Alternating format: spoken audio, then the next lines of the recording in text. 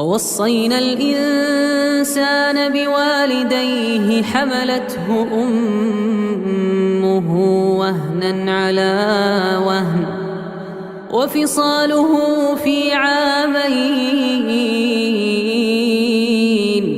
أن اشكر لي ولوالديك إلي المصير وإن جاهداك على أن تشرك بي ما ليس لك به علم فلا تطعهما وصاحبهما في الدنيا معروفا